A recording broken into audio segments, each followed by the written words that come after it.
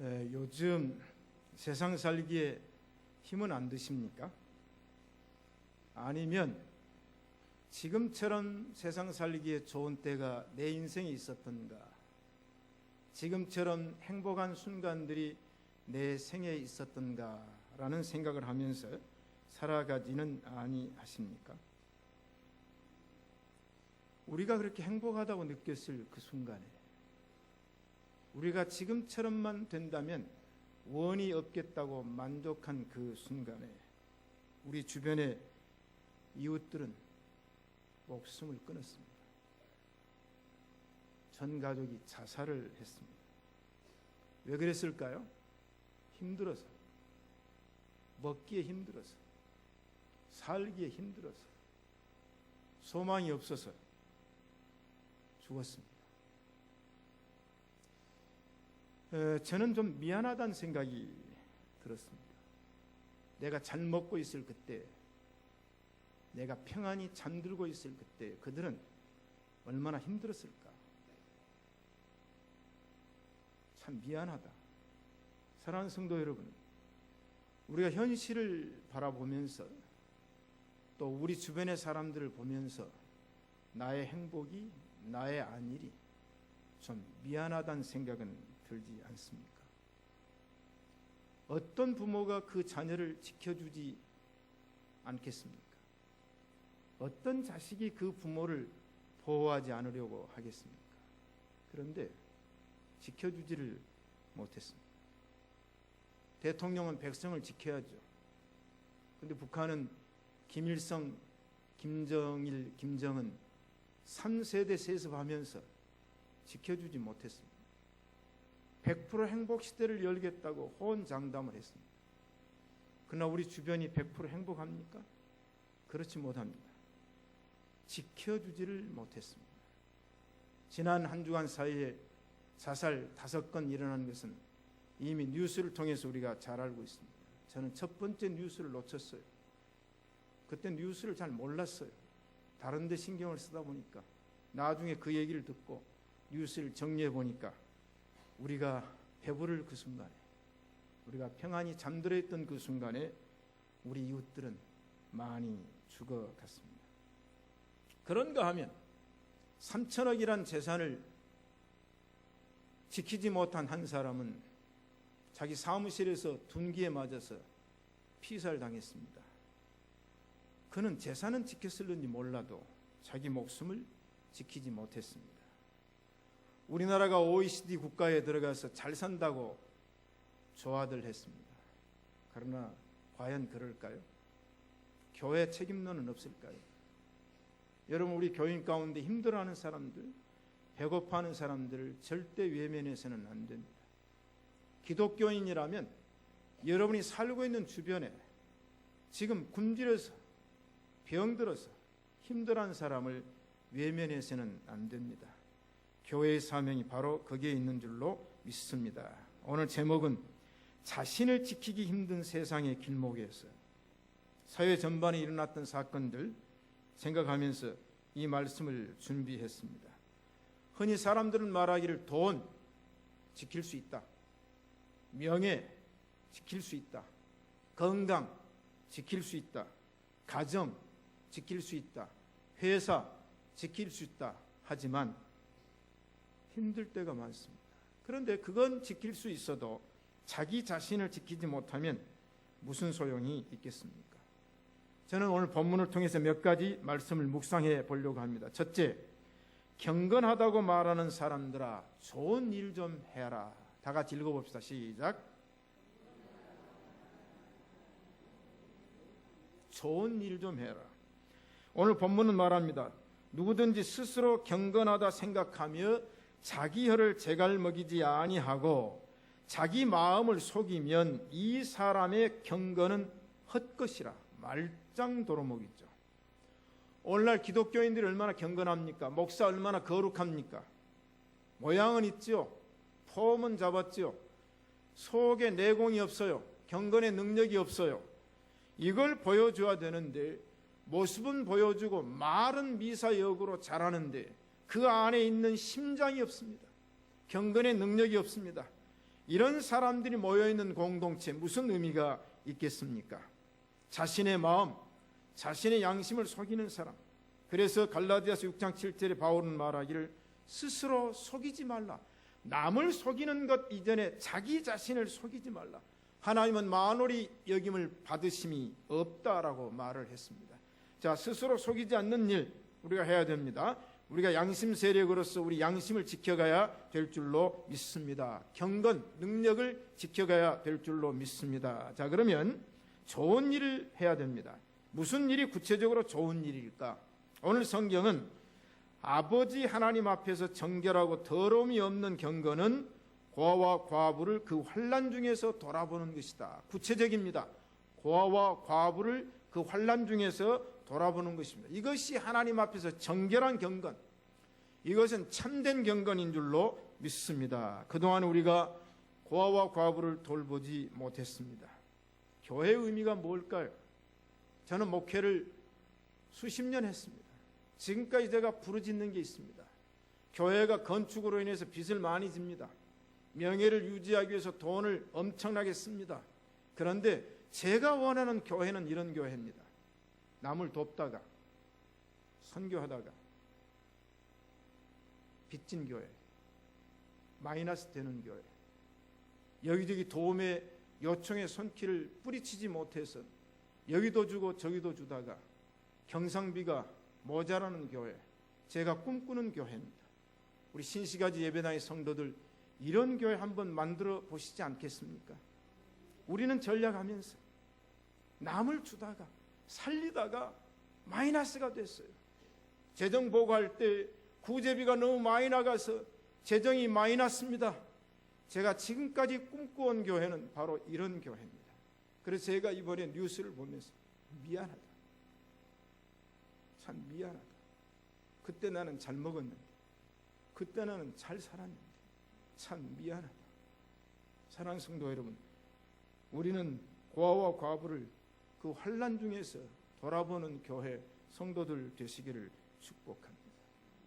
교회를 짓다가 수백 수천억을 빚지고 부도나는 교회보다는 성도들이 모아서 남을 돕다가 마이너스가 되어서 회개보고하는 교회, 우리 꿈꿔야 될 줄로 믿습니다. 전도하다가, 선교하다가, 구제하다가, 교육하다가. 왜 그렇습니까? 신명기 14장 29절에서는 의무를 얘기합니다. 너희 중에 분깃이나 기업이 없는 고와 과부들로 와서 먹고 배부르게 하라. 매 절기 때마다 이런 명령을 내립니다. 매 절기를 지킬 때에는 고아와 과부를 데려다가 함께 연락해라. 추수 때는 어떻게 하라고 말합니까? 네가 밭에서 곡식을 벨 때 한 뭇을 남겨두어야 고아와 과부를 위해서. 네가 감람나무를 떤 후에 가지에 남아있는 열매를 살피지도 마라. 그건 고아와 과부를 위해서. 네가 포도원의 포도를 딴 후에 남은 것은 따지 말고 고아와 과부를 위해서 남겨두어라. 네가 밭에서 이삭을 줍지 말라. 고아와 과부를 위해서 남겨두어라. 매 3년 11조를 내거든 그 11조는 객과 고아와 과부를 위해서 주어서 그들로 하여금 네 성문 안에서 먹어 배부르게 하라. 구제죠. 교회의 사명이죠. 교회의 사명이 뭡니까? 신명기 11장에서 너는 반드시 구제하라고 했어요. 반드시. 의무입니다. 반드시 구제하라. 여러분, 우리 구제할 때 필요한 사람에게는 구제합시다. 이건 개인의 사명이고 교회의 의무인 줄로 믿습니다. 왜 그렇습니까? 신명기 11장에 가난한 자는 예수님 오실 때까지 세상에서 그치지 아니한다. 궁핍한 자는 그치지 않아서 상대적 빈곤 얘기를 제가 늘 얘기하죠. 그래서 약속합니다. 흩어 구제하여도 더욱 부하게 되는 일이 있나니 과도히 아껴도 가난하게 될 뿐이니라. 구제를 좋아하는 자는 풍족하여질 것이요 남을 윤택해 하는 자는 윤택하여지리라. 외면하지 말라. 가난한 자를 구제하는 자는 궁핍하지 아니할 텐데 만약에 가난한 자와 어려운 자와 굶주린 자를 못 본 채 하는 사람은 저주가 많으니라. 우리 외면하지 맙시다. 그리고 구제할 때는 비밀리 오른손이 하는 걸 왼손이 모르게 하라. 성경의 명령인 줄로 믿습니다.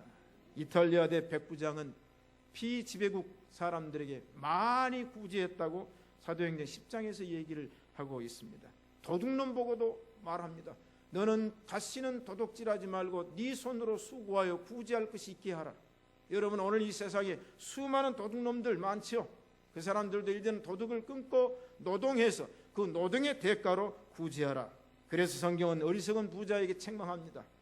소출이 많음에 창고를 짓고 창고에 곡식을 쌓아놓고 나와 함께 연락하자. 날마다 산의 진미를 먹고 마시는 그 어리석은 부자에게 주님은 뭐라고 말씀하십니까? 어리석은 자야, 오늘 밤에 네 영혼을 도로 찾으리니 네 예비한 것이 네 것이 되겠느냐. 할렐루야. 사랑하는 성도 여러분, 우리는 젊은 관원처럼 재물이 많은 거로 주님을 따를 수 있는 기회를 포기하고 돌아가는 어리석은 자가 되지 말기를 축복합니다. 좋은 일 좀 해라. 미국의 벌티모어에 존스 홉킨스 대학이 있습니다. 그 의과대학이 유명하죠. 벌티모어에는 피바디 음대가 있고 해군 본부가 거기 있고 해군 함정이 거기 있어요. 저도 그곳에 두세 번 집회를 가서 인도를 했습니다. 유명한 얘기가 있죠. 하워드 켈리라는 얘기죠. 아버지는 설탕을 파는 상인이었습니다. 어머니는 청교도 목사님의 딸이었습니다. 외아들로 태어났어요. 부유한 가정에서 태어났습니다. 머리가 너무 영리해서 15살 때 대학 입학 자격증을 얻었습니다. 언어에 탁월한 켈리였습니다. 물론 존스 홉킨스 병원 설립 30명의 공동 멤버로 참가를 했습니다. 그가 처음에 수술기구를 발명했어요. 오줌뽕 안에다가 내시경을 넣어가지고 하는 기계, 그분이 발명했습니다. 그 다음에 제왕절개 수술을 미국에서 최초로 했죠. 코카인을 마취제로 사용하는 일을 도입을 했던 사람입니다.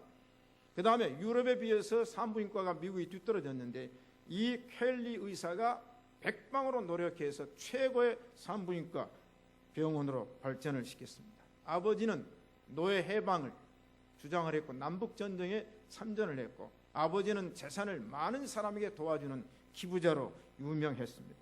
그런데 이 켈리는 부잣집 아들이에요. 외아들입니다. 그런데 자립심이 강했어요. 아버지에게 등록금을 받지 않았습니다. 아르바이트를 해서 등록금을 마련을 했습니다. 자기 생활비를 자기가 마련한 사람이었어요. 이제는 이 켈리가 자전거에다 물건을 싣고 이 마을 저 마을로 물건을 팔러 다닙니다. 그런데 그날따라 간 마을이 너무 가난한 마을이에요. 물건을 사주질 않아요. 근데 배가 너무 고파요. 허기진 배를 세우고는 이제는 밥을 먹어야 되겠는데 자기는 돈이 한 입밖에 없어요. 물건을 팔면 밥 먹으려고 그러는. 그래서 이 집 저 집을 가다가 할 수 없이 너무 배가 고파서 한 집을 노크했어요. 노크했더니 밥을 얻어 먹으려고 노크를 했는데 문을 열고 나오는 사람이 여자였는데 얼마나 아름답게 생겼던지 그 미모에 너무 긴장한 나머지 밥 달라는 소리를 못하고 물 한 잔 주세요. 그 말밖에 못했습니다. 이 미모의 여인이 형색을 보니까 배가 고픈 것 같아서 자기 집에도 먹을 것이 없으니까 그저 우유 한 잔을 큰 잔에다가 따라서 시장하지요. 우유를 잡수세요. 주었어요. 켈리는 우유를 받아 먹고 돌아왔습니다. 이야기는 여기서 끝나지 않습니다.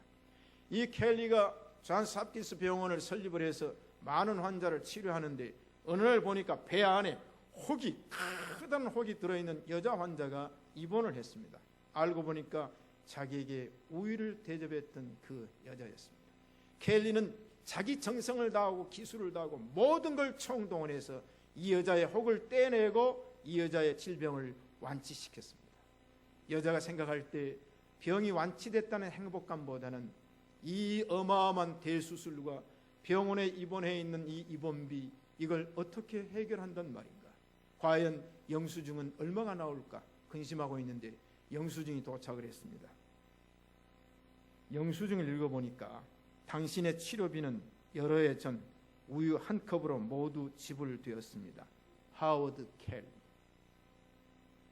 이 여자는 왜 그 켈리에게 우유를 대접했을까요? 켈리가 우유를 마신 다음에 우유값이 얼마입니까? 라고 물었는데 그때 그 여자가 이렇게 대답을 했습니다. 안 주셔도 돼요. 저희 어머니께서는 늘 저에게 좋은 일을 하거든 절대로 대가를 바라지 말라고 하셨어요. 좋은 일을 하거든 절대로 대가를 바라지 말라. 이게 바로 인간관계입니다. 이게 좋은 일인 줄로 믿습니다. 어려서부터 좋은 일을 배워야 됩니다. 어려서부터 우리 아이들에게 제가 이제 오늘 설교하면서도 이제 결정을 해야 될 것 같아요. 저금통 전부 돼지 저금통 나눠줘 가지고 가정에서 동전 모으기 운동을 해야 될 것 같아요. 왜? 어려서부터. 사랑하는 성도 여러분, 문제는 분배입니다. 세계 식량은 충분합니다. 이번에 빌 게이츠가 세계 1등 부자가 된다면 이런 말을 했어요.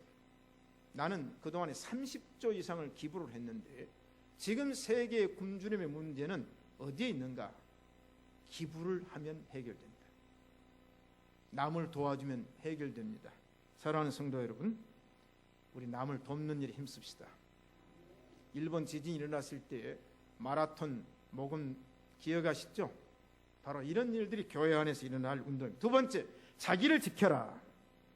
돈 지키는 것도 중요하고 명예 지키는 것도 중요하고 건강 지키는 것도 중요하지만 그보다 중요한 것은 자기 자신을 지키는 것이 중요합니다. 왜 그렇습니까? 지킨다고 하는 것은 중요하기도 하고 힘든 일입니다. 예를 들어서 수성한다는 말, 지킨다는 말이 뭡니까? 학교에서 1등한 학생은 자기 성적 지키기가 힘들어요. 그렇죠? 운동 경기에서 금메달 지키기 힘들어요. 김연아 선수가 밴쿠버 올림픽에서 금메달 따고 소치에서 2연패 하려고 했지만 금메달 놓쳤어요. 왜? 금메달 지키기 힘듭니다. 자, 경쟁에서 최고 지키기가 힘듭니다. 자리를 지키는 정상 힘듭니다. 왜 그렇습니까? 도전자가 있어요. 그런데 가장 지키기 힘든 것이 두 가지가 있다고 저는 생각합니다. 첫째는 자기 자신입니다. 자기 자신. 여러분, 자기 자신 지키기 쉬운 줄 압니까? 굉장히 힘듭니다. 두 번째는 신앙 지키기가 힘듭니다. 자, 오늘은 제가 이 첫 번째 문제만을 말씀드리고 두 번째 문제는 다음 주일로 연기를 합니다. 사랑하는 성도 여러분, 네 자신을 알라. 모르잖아요. 내가 내 자신을 모릅니다. 그래서 자신을 지키기가 매우 힘듭니다. 자, 그러면 오늘 본문의 두 번째 내용은 뭡니까? 또 자기를 지켜 세속에 물들지 아니하는 이것이니라. 또 경건 문제 넘어갔어요. 구제 문제 이제 넘어갔습니다. 그러나 중요한 것 또 하나가 있다. 그건 자기를 지켜 세속에 물들지 아니하는 이것이니라. 자, 그러면 자기를 지키는 것이 중요하다. 오늘 사랑하는 성도 여러분, 무엇보다도 먼저 자신을 지키시기를 축복합니다. 자기 하나도 지키지 못하면서 어떻게 남을 지킵니까? 자, 그러면 여기 자기를 지켜서 그다음에 뭡니까? 세속이란 말이 나와요. 세속. 이 캐토릭 신학에서는 세속이란 단어가 굉장히 중요하게 여겨집니다. 캐토릭. 우리가 이제 신학을 공부할 때 이 세속 신학이라는 부분이 잠깐 나오는데 우리는 그 세속에 대해서 별로 중요하게 여기질 않아요. 그러나 캐토릭은 신부 수녀가 홀로 살아야 되니까. 그 다음에 불교 세속 굉장히 중요하게 여깁니다. 왜? 그 중들은 속세를 떠나잖아요. 은둔하 왜? 지키기 위해서입니다. 오늘 기독교는 이 세속 문제가 너무 약해요. 그렇지 않습니까? 자, 그런데 세속에 물들지 아니하기 위해서 자기를 지켜야 된다. 자, 그러면 이 세속이 뭔가? 어떻게 세속을 지킬 수 있는가? 중들은 속세를 떠나죠.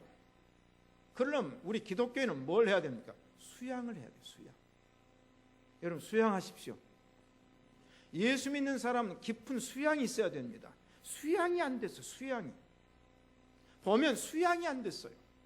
인격은 갖췄고 하는데 수양이 안 돼. 그러려면 뭐 해야 되는가? 기도해야 돼요. 날마다 기도합시다. 날마다 하나님의 말씀을 묵상합시다. 기도와 묵상이 아니면 거룩해질 수가 없다고 그랬어요. 자, 우리 기독교 안에 기도와 말씀의 묵상을 통해서 수양이 이루어져야 됩니다. 자, 그런데 우리가 이 세상을 보면 세속이죠. 세속도시. 하비콕스가 썼던 제목 세속도시. 세속도시예요. 여러분, 그러면 폼페이만 세속도시입니까? 여러분 집은 영화관에서 영화하죠. 폼페이 최후의 날. 제가 그걸 보려고 하는데 시간이 없어서 못 보고 있는데 그거 꼭 보십시오, 여러분. 그 폼페이 최후의 날. 요새 폼페이가 홍수가 나와서 또 막 무너진다고 그러잖아요. 저는 폼페이를 여러 번 가봤어요. 폼페이라는 영화를 오래전에 봤어요. 이번에 새로 나온 영화입니다. 왜냐하면 세속도시예요. 세속도시. 소돔과 고모라만 세속도시가 아니에요. 노아 시대만 세속도시가 아니에요. 오늘 이 세상이 세속으로 가득 차 있어요. 눈만 돌리면 세속입니다. 세속. 이 세속에서 자기를 지켜야 되는데, 자, 그러려면 주님께서는 나를 따르라고 그랬어요. 따르라. 그런데 주님을 따라야 됩니다. 자, 그런데 왜 세속에 물들게 되느냐? 여기 보니까 세속에 물들지 아니하는 것, 물드는 게 문제입니다. 물이 들어요. 물이. 염색체 얘기죠. 우리는 이미 예수님의 염색체를 가진 그리스도인인 줄로 믿습니다. 예수님의 피로 값주고 산 염색체, 기독교인이에요. 그런데 이 기독교인의 염색체가 어떤 것으로 염색이 된단 말입니까? 안 되죠. 그래서 옛날 말에 백로야 까마귀 노는데 가지 마라. 왜? 물들어요. 예, 쟤하고는 놀지 마라. 걔하고 놀면 물든다. 이게 염색체 얘기입니다. 잘못된 습관 물들었어요. 잘못된 언어 물들었어요. 여러분이 물들면 안 돼요. 교회는 오직 예수님의 피로만 물들어야 될 줄로 믿습니다. 보혈의 피, 피의 공동체. 저는 60년대부터 학생들에게 많이 전도하는 일을 했습니다. 그때 유신시대였어요. 제 마음 가운데 많은 학생들이 의식화되어 있죠. 그런데 그때 얘기를 하면은 사상적인 얘기가 너무 많이 나와요. 80년대 독일 가서 많은 학생들에게 의식화되어 있는 학생들을 전도했어요. 그때 제가 만든 말이 있어요. 60년대에 만든 말 한번 제가 다른 책에도 써놨는데, 마지막 부분은 지금 안는 한번 제가 읽어볼게요. 예수님의 피의 색깔도 빨갛다. 공산당의 색깔도 빨갛다. 공산당은 의식화를 통해 사람들의 사상을 물들일 수 있어도 예수님의 피의 색깔은 물들일 수가 없다. 이유는 예수님의 피의 색깔은 공산당의 색깔보다 더 진하며 생명이기 때문이다. 그러므로 예수님의 피는 공산당의 색깔을 물들일 수 있어도 공산당의 색깔은 안 됩니다. 이걸 가지고 도전했어요. 이게 바로 염색체 얘기입니다. 사랑하는 성도 여러분, 오늘 저와 여러분은 예수님의 보혈의 피로 이미 물들어 있는 그리스도인인 줄로 믿습니다. 피의 물, 이건 생명이에요. 이건 어떤 사상도 물들일 수 있습니다.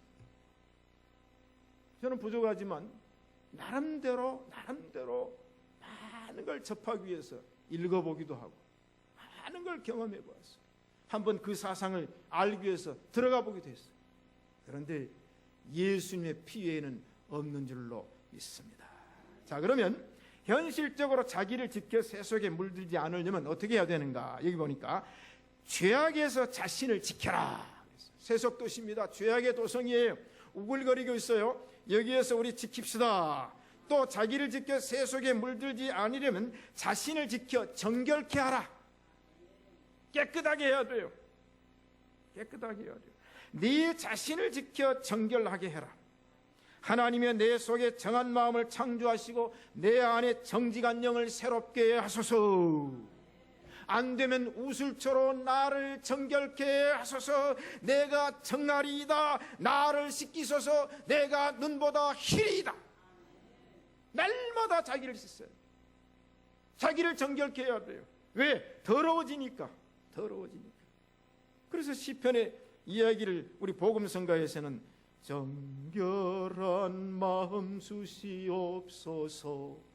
오 주님, 정직한 영을 새롭게 하소서.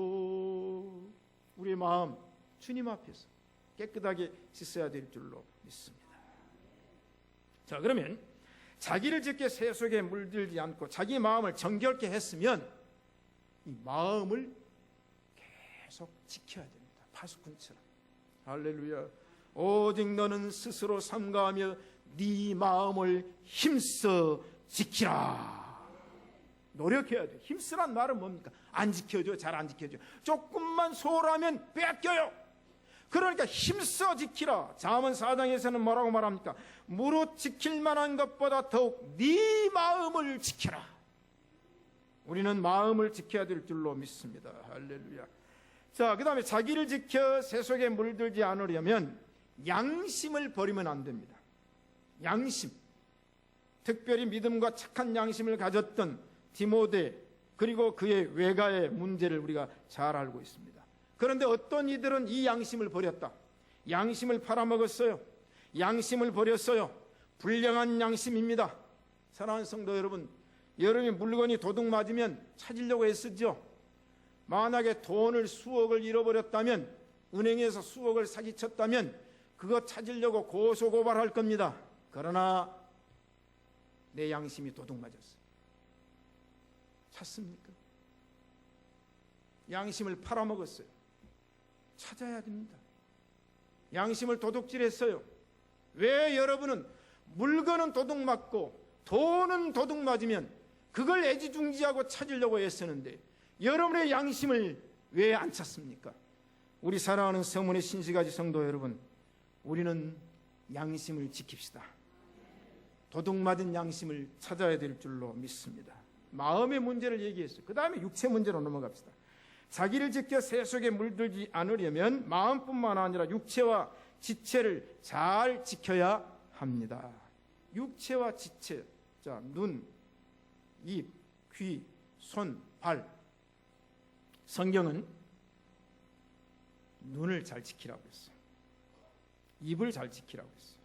귀를 잘 지키라. 말을 잘 지키라. 왜? 눈에 보기에 좋은 대로 행한다고 그랬거든요. 눈에 보기에 좋은 대로. 눈이 문제죠. 그 다음에 말도 속으로 들어가는 것이 더러운 게 아니라 속에서 나오는 것이 더러워요. 입이 그래요. 말도 소금으로 한같이 고르게 해야 되는데 이 말이 문제예요. 듣기는 속히 하고 말하기는 더디하라고 그랬어요. 근데 우리가 말을 너무 많이 하다 보니까 문제가 생겨요. 아인슈타인이 제자 하나를 두고 이제 아르바이트를 하고 있어요. 이 제자가 선생님 보니까 위대한 물리학자요. 위대한 발견이에요. 자기도 아인슈타인처럼 과학자가 되고 싶다는 마음이 있어가지고 한번 물어봤어요. 선생님, 나도 선생님처럼 위대한 과학자가 되려면 어떻게 하면 될 수 있습니까? 라고 질문했더니 아인슈타인이 하는 말이 이런 말을 했습니다. 입은 적게 놀리고 머리는 많이 써라. 유명한 말이죠. 입은 적게 놀리고 머리는 많이 써라. 우리 보통 사람의 머리가 뇌가 5%밖에 못 씁니다. 조금 많이 쓴 사람 10% 씁니다. 아인슈타인은 20%를 썼다고 그랬어요. 자, 그러면 여러분의 뇌는 95%가 운동을 안 해요. 어떤 사람은 90%가 운동 안 합니다. 자, 그럼 그 뇌를 개발을 해야 돼요. 개발. 그러려면 머리를 많이 써. 잔머리 구른 게 아니라 이 머리를 많이 회전을 시켜서 해야 되는데 머리를 안 쓰는 걸. 사랑하는 성도 여러분, 우리 눈과 입과 말 잘 지켜야 될 줄로 믿습니다. 그래서 웅변은 은이라면 침묵은 금이다. 가는 말이 고와야 오는 말도 곱다. 이런 말 잘합시다. 어떤 할아버지 할머니가 길을 가는데 길을 가다가 할머니가 발을 딱 다쳐버렸어요. 그러니까 걸어갈 수가 없으니까 영감한테 영감 나 좀 업어줘 그랬어요. 아이고 창피하게 뭘 업어달라. 아니 나 걸어갈 수 없으니까 업어줘. 그러니까 할머니가 이제 그 영감 등에 업혔어요. 근데 미안하잖아요. 지금 영감이 힘도 없는데 자기를 업고 가니까 너무 미안해. 그래서 할머니가 등 뒤에서 영감한테 영감 나 무겁지? 질문했어요. 그러니까 영감이 무겁다 말다. 퉁명스럽게 얘기를 합니다. 왜 무거워? 그러니까 그 할아버지가 하는 말이 머리는 돌대가리지 얼굴은 철판을 깔았지 간은 부었으니까 무겁지. 그렇게 얘기를 하는 거예요. 자, 그러니 이제 또 이제 갔다가 돌아오는 길이에요. 돌아오는 길인데 할아버지가 또 발을 딱 다쳤어요. 그러니까 할아버지가 길을 이제 가는데 못 걷게 생겼으니까 할아버지가 할멈한테 할멈 나 좀 업어줘 그랬어요. 아이고 내가 당신을 어떻게 업을까? 아이 나 못 걸어가니까 나 좀 업어달라고. 할머니가 이제 영감을 업었어요. 근데 영감이 생각하니까 좀 미안하기도 하지만은 갈 때는 무겁다고 물어봤기 때문에 답변이 그렇게 나왔으니까 이제는 반대로 물어봐야 되겠다. 그래가지고 할멈 나 가볍지? 그렇게 물으니까 가볍다 말다. 왜 가벼워? 그러니까 골은 비었지. 입은 싸지. 허파인 바람이 들었지. 가는 말이 고와야 오는 말이 곱다. 우리 입을 지켜야 됩니다. 여호와여, 내 입에 파수꾼을 세우시고 내 입의 문을 지키소서. 자, 그 다음에 두 손발, 두 손과 발을 지켜야 됩니다. 왜? 이거 가만두면 막 엉뚱한 데 간단 말이에요. 가만두면, 이 발 가만두면 가요. 그래서 악한 길에 발을 금하라. 잘 지켜야 돼요. 우리는 잘 지켜야 돼요. 네 발을 악에서 떠나라. 우리 손과 발을 잘 지켜야 될 줄로 믿습니다. 자, 세 번째. 자, 그럼 마음도 지키고 우리가 육체도 지켰는데 그럼 끝난가? 세 번째는 길을 잘 지켜야 됩니다. 길. 문제는 뭐냐? 가는 길이 문제예요. 길이. 우리가 제가 늘 얘기하듯이 미국 제22대 제24대 대통령을 했던 스테반 클리브랜드 얘기죠. 이 클리브랜드는 어머니 홀어머니 밑에서 뉴저지로 유학을 갔어요. 그런데 친구를 하나 사귀었는데 아주 부잣집 아들이에요. 그런데 저녁마다 골든웰 거리에 홍등가를 출입하게 되는 거예요. 친구가 가니까 따라갔어요. 그런데 어느 날 가다가 사거리 신호등에서 멈췄을 때 한쪽을 보니까 교회당에서 네온 사인 죄값은 사망이라, 그걸 보고 친구 안 따라가고 교회당 들어갔다는 얘기 있잖아요. 이 발이 문제입니다. 발. 우리는 발을 금해야 됩니다. 여러분, 악한 길에서 발을 금하십시오. 죄악된 길에 발을 금하십시오. 세속된 길에 발을 금해야 될 줄로 믿습니다. 그래, 길이 중요한 길. 그래서 말이 아니면 탄하지 말고 길이 아니면 가지를 말라. 우리 성도들은 복 있는 사람들인 줄로 믿습니다. 왜 그렇습니까? 복 있는 사람은 죄인의 길에 서지 아니하며 아예 죄인의 길에 서지 아니합니다. 왜? 그 길이 나쁘니까. 그러므로 우리는 좁은 문으로 들어가야 될 줄로 믿습니다. 좁은 길로 가야 될 줄로 믿습니다. 이유는 뭐냐? 멸망으로 인도하는 문은 크고 그 길이 넓어 그리로 들어가는 자가 많아요. 그러나 좁은 길, 좁은 문은 많지 않습니다. 자, 그러면 우리가 이 길을 가기 위해서 어떤 일을 해야 됩니까? 너희 발을 금하여 너희 발을 위하여 곧은 길을 만들어 저는 다리로 하여금 어그리지 않고 고침을 받게 하라. 자, 이 말씀 히브리서 12장 13절 말씀이에요. 너희 발을 위하여 곧은 길을 만들어. 정도를 만들어야 돼요. 똑바른 길을 만들어야 돼요. 구부러진 길은 안 됩니다. 돌아가는 길은 안 됩니다. 그리고 저는 다리. 왜 그렇습니까? 우리가 발이 범죄하면 찍어버려야 돼요. 저는 다리입니다. 손이 범죄하면 찍어버려야 돼요. 저 왼팔입니다. 이 뭐 무슨 말이냐? 곧은 길을 만들어서 저는 다리로 그 길을 가라. 사랑하는 성도 여러분, 바로 이것이 주님께서 우리를 오라고 하신 길인 줄로 믿습니다. 굽은 길을 가지 말라고 그랬어요. 굽은 길을 행하는 자는 곧 드러나는 이라고 그랬어요. 옳은 길을 가는 자, 바른 길을 가는 자는 평안하지만은, 바른 길을 가는 자는 행복하지만은 굽은 길을 가는 자는 드러나느니라. 그래서 우리는 어그러진 길, 죄악의 길에서 발을 금하시기를 간절히 소원합니다. 똑바로 걷고 싶어요, 주님. 온전한 몸짓으로 똑바로 걷고 싶어요, 주님. 기우뚱하긴 싫어요. 하지만 내 모습은 온전치 않아 세상이 보는 눈은 마치 나를 죄인처럼 멀리하네요. 여러분, 세상이 이런 사람을 볼 때 죄인 취급하고 멀리합니다. 그러나 그 길이 주님이 오라고 하는 길인 줄로 믿습니다. 음부와 음녀의 길이 있습니다. 미혹하는 길이 있어요. 음녀는 여자고 음부는 남자 아닙니까? 다 똑같아요.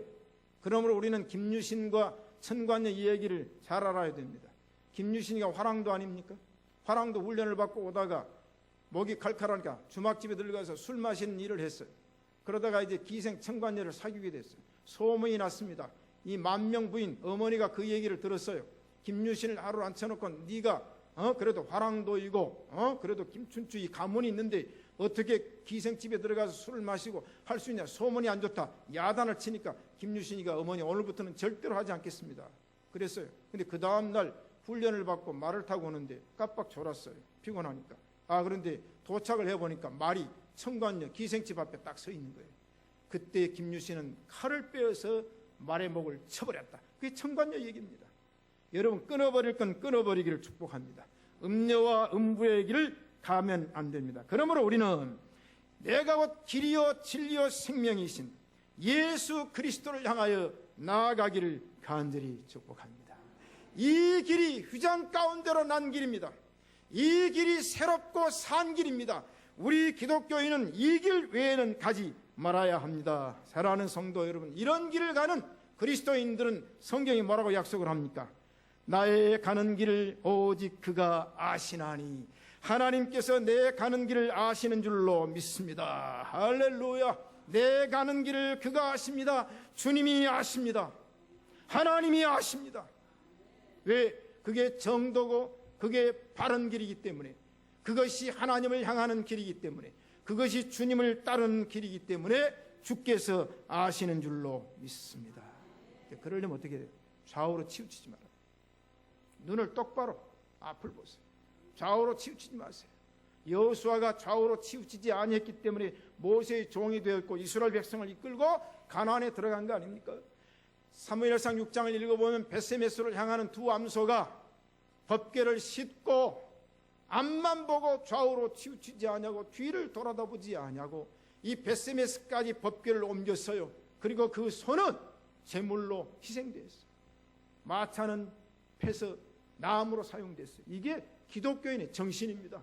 사랑하는 성도 여러분, 우리가 두 암소가 될지언정 우리는 내 가는 길을 올바로 갑시다. 결론입니다. 하나님은 나의 마음과 생각을 아시고 지켜주시는 분이십니다. 하나님은 나의 가는 길을 지켜주십니다. 내가 앉고 일어섬을 아시는 분이 하나님이십니다. 하나님은 나의 길을 지금부터 영원까지 지켜주실 줄로 믿습니다. 하나님 아버지 감사합니다. 자신을 지키기가 힘든 세상입니다. 많은 사람들이 자신을 지키지 못해서 죽기도 합니다. 사랑하는 성도 여러분, 하나님 우리 성도들에게 자신을 지키게 하시고 마음을 지키게 하시고 발과 손과 입과 눈과 귀를 지키게 하시고 우리의 길을 지켜 주님 나라 갈 때까지, 가나안 땅에 이를 때까지 승리하는 서문의 신시가지 성도들 다 되게 하여 주옵소서. 예수님 이름으로 기도합니다. 아멘.